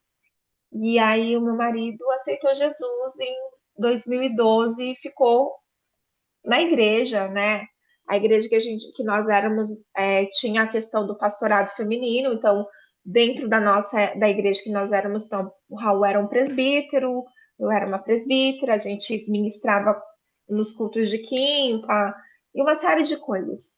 A gente saiu da igreja, eu já falei, eu era secretária da igreja, era funcionária da igreja, eu saí sem os meus direitos, porque quando eu comecei a entender o que era o legalismo e falar não, então foi considerado que rebeldia é considerado feitiçaria. E aconteceram muitas coisas nesse período até a gente sair, que o pastor da igreja falava que a culpa era nossa. Então, uma vez teve uma enchente na igreja, a culpa foi nossa. Uhum. Apareceu, tipo assim, choveu muito e encheu a igreja, assim. A culpa foi nossa, eu acreditava nisso. Um dia apareceu um escorpião na igreja, era porque eu estava lá. E as coisas aconteciam porque eu ainda estava lá, até que chegou numa situação que teve questões políticas também. Ele falava que quem era a favor, quem era contra o governo anterior era inegúrmeno. Foi essa a palavra que ele usou. As pessoas chamaram meu marido de satanista. E o meu marido é uma pessoa. Gente, não é porque meu marido, não. Eu sou muito fã dele, assim. Ele é um pai, assim. Ele era uma pessoa que ele recebia todo mundo. Aqui a minha casa vivia cheia. A gente tem uma mesa aqui fora que eu gostaria de ter essa comunhão de novo com os irmãos, porque nós não temos. Eu não tenho ainda com a igreja, mas por, quando eu falo que eu ainda não tenho, é porque assim, eu ainda eu fico pensando em, tipo, eu vou trazer aqui o pessoal aqui, é como se eu estivesse anulando o que ele sente em relação à igreja. Mas eu vou falar para você onde eu quero chegar. Antes do meu marido se converter, eu fiz um jejum, eu falei isso até para o César. Eu fiz um jejum de 2 anos e 3 meses de todos os tipos de proteína que você imaginar, porque eu imaginava que era só assim para o meu marido se converter, entendeu? E o meu marido se converteu, ele esteve na igreja e tudo, essa parte para vocês que eu contei. Um dia eu falei assim, meu, e agora? Como que eu vou fazer para o Raul estar na igreja comigo? Sabe? Para ele estar em comunhão. E aí, sabe, uma vez o pastor Cláudio me falou, meu, não é porque ele não está na igreja que ele não é crente. E o meu marido, eu falo que ele é mais crente que muita gente, porque ele me ensina umas coisas muito pequenas, assim. E aí eu pensei já, que eu falei, meu, eu tô em, sei lá, tô em brecha, eu vou começar a jejuar de novo. Como que eu tenho que orar? Até perguntei, eu fiz a mesma pergunta que a esposa do César fez. Falei, César, como que eu tenho que fazer, né?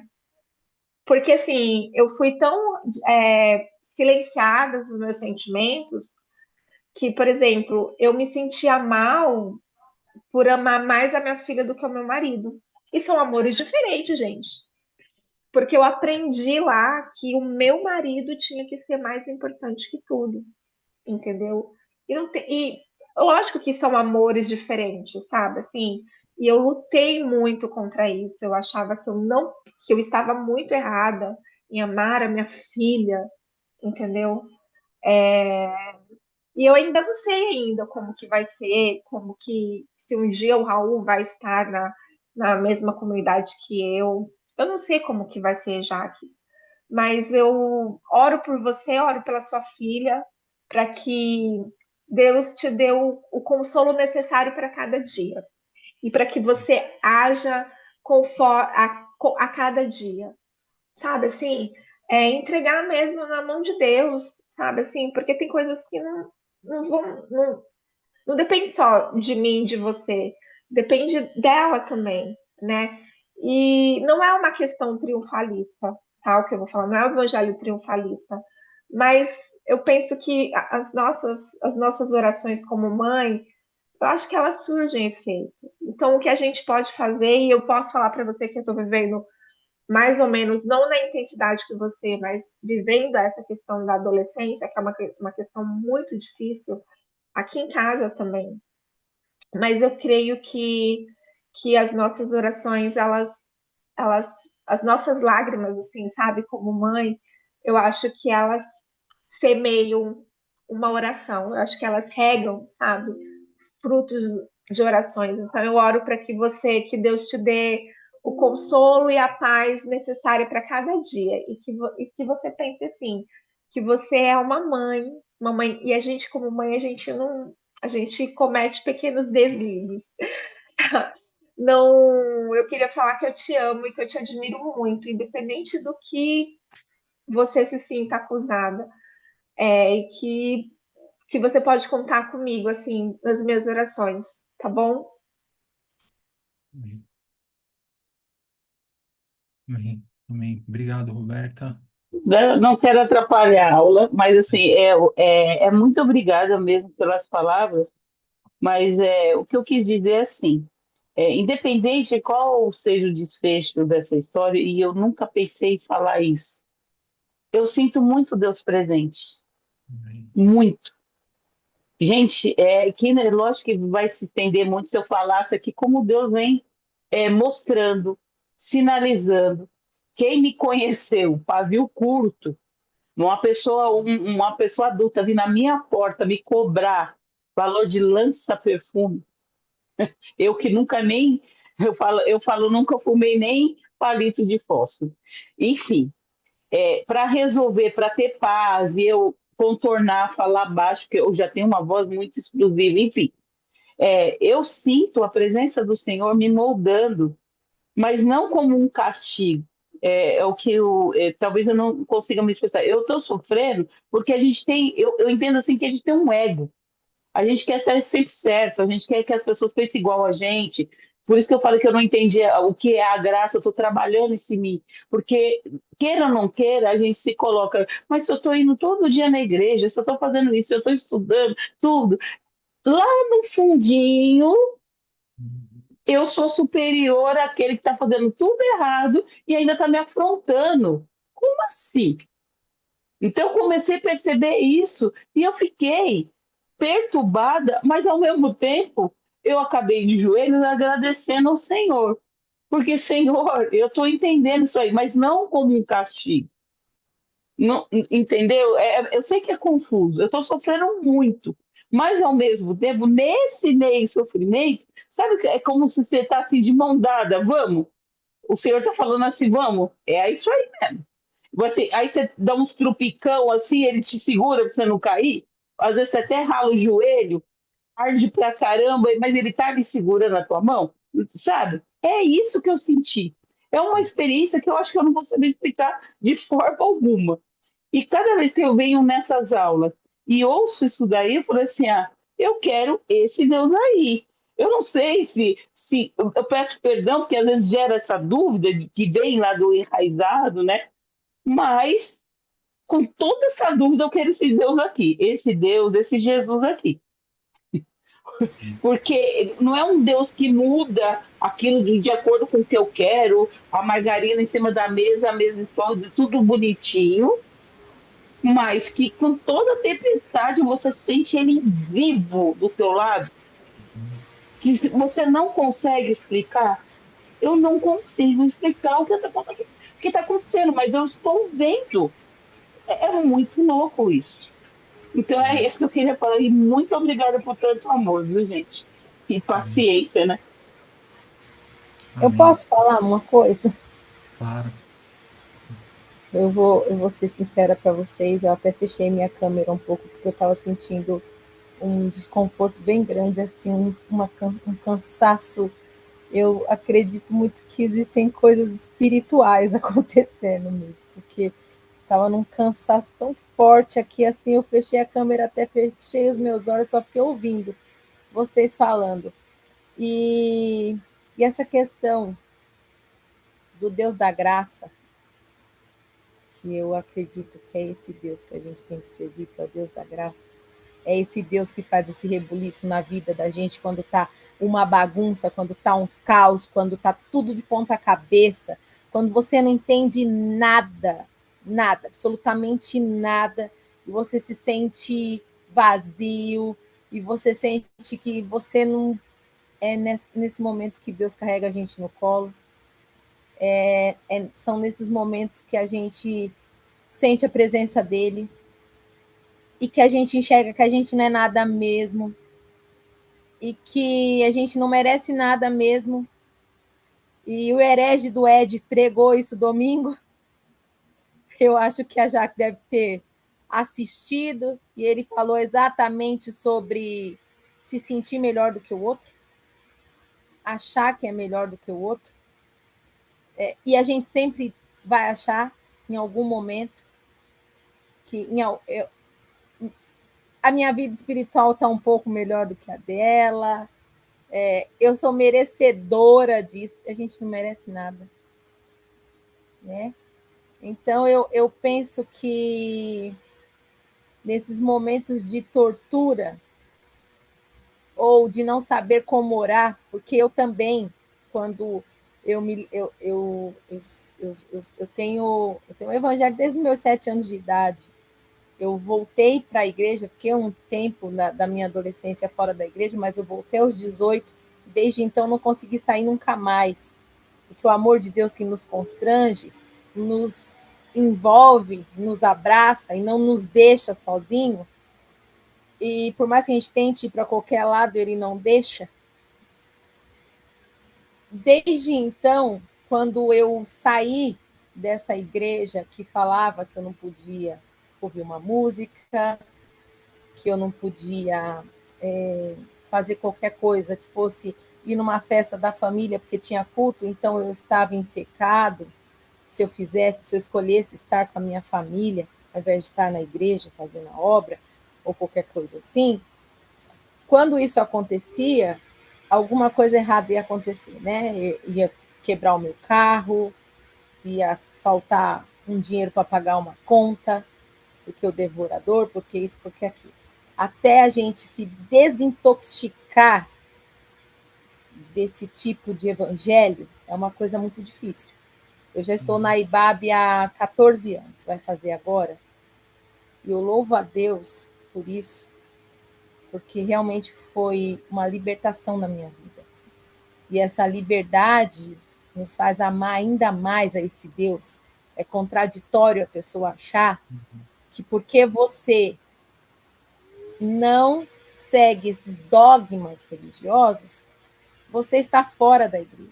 Não é porque eu não vou no domingo na igreja que eu estou desviada. Né? O amor de Deus, ele faz isso com a gente. É mais importante, ao invés de eu ir para a igreja, de repente eu ir na casa da Jaque dar um abraço nela, e estar servindo a Jesus dessa forma, servindo pessoas, que é isso que a gente aprende, do que estar ali dentro um sepulcro caiado. Então eu penso que quando eu oro a Deus, e eu sei que Ele não fica me manipulando, nem me fazendo de fantoche, porque eu tenho as minhas vontades, eu faço o que eu quero da minha vida, eu penso que Deus, ele nos guarda, no seu imenso amor, ele nos guarda. Esse amor que nos constrange, nos guarda. E eu penso que por mais que eu ore querendo algo, ou eu não consiga orar, porque eu estou tão fraca que eu não consigo orar, eu penso que todavia tem que ser feita a vontade dele nas nossas vidas. E muitas das vezes eu oro e recebo oração também, desse Edson aí, que é meu amigo, e todas as vezes a gente ora, quando ora, todavia seja feita a vontade de Deus. E é assim. Domingo eu fui para a igreja, e eu fui numa igreja fazer uma visita, e eu falei, eu não quero isso, nunca mais na minha vida. Porque eu vi um monte de baboseira que eu não concordo mais, não consigo. Não dá para você, quando você se alimenta daquilo, você recebe aquilo que é bom, você não consegue mais receber aquilo que é mais ou menos. Esse é um problema sério de ser liberto. E quando a gente pensa que a gente já viveu de todas as coisas, a gente não viveu. Domingo, na hora da. Eu sentei com a minha filha ao lado e ela estava com o celular na mão. Ela nunca ficou com o celular na mão. É muito difícil ela ficar mexendo no celular. Mas domingo ela estava com o celular na mão. E aí eu peguei e falei assim, presta atenção no culto. Aí ela falou assim, mas eu estou prestando atenção. A palavra foi Juízes 13, 2, tal, tal, tal, tal, tal, tal. Ele está ministrando sobre isso. Ele acabou de falar assim, assim, assim. Aí eu olhei para o lado assim. Aí o Espírito Santo de Deus me tocou no mesmo momento e falou assim: quantas vezes você foi sozinha para a igreja? Sua mãe precisou ficar te cutucando lá para você ouvir a palavra? Porque às vezes nossa atenção se desvia para um lado, para o outro, para uma palavra, para um celular, que hoje é. Mas a palavra de Deus não volta vazia. E é o Espírito Santo que convence da verdade, da justiça e do juízo. Então para de ficar tentando fazer o papel de Deus. Deixa ele fazer o papel dele. Ele não precisa da sua ajuda. Tem que orar. Acabou. Ora, entrega e confia. Fácil não é. E como mãe, nosso coração destrói. Qualquer coisinha desse tamanhozinho assim, ó, que seja referente aos nossos filhos, já nos causa um mal gigantesco. Eu não consigo pensar no tamanho da dor do coração da Jaque nesse momento. Mas, se está entregue nas mãos dele, se ela é consagrada a ele, o mais ele vai fazer. E é esse rebuliço que Deus está fazendo que deixa em paz, é o Espírito Santo de Deus consolando e confortando. E é isso que a gente confia e sabe que vai fazer. Então é amém. Amém. É isso. E a gente tem que estar orando. Vamos orar. E a vontade dele vai ser sempre soberana sobre nós. É isso. Desculpa, eu falei demais. Amém. Imagina, imagina, imagina. Amém. Obrigado, Gisele. Obrigado a todos, né? Por estarem aqui firmes e fortes. Já são 10 para as 10 da noite, né?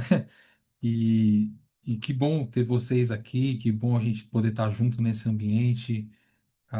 Eu louvo a Deus por essa oportunidade de poder estar aqui com vocês. Aprendo sempre muito quando aqui estou. sou muito abençoado quando aqui estou.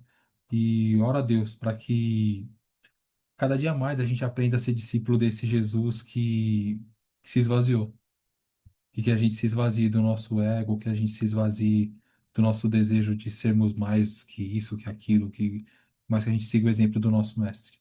E que a gente siga após ele aí nessa caminhada e nessa jornada. E vou fazer a foto, senão vou acabar esquecendo, né? Quem puder abrir a câmera, por favor. Ó, se deu certo aqui. Pessoal,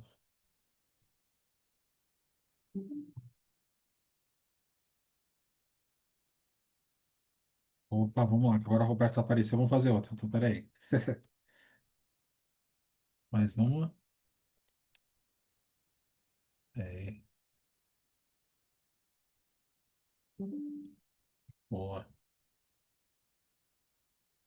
Isso, deu certo. Deixa eu deixar aqui do ladinho, senão eu vou acabar perdendo. Maravilha, pessoal. Muito, muito obrigado.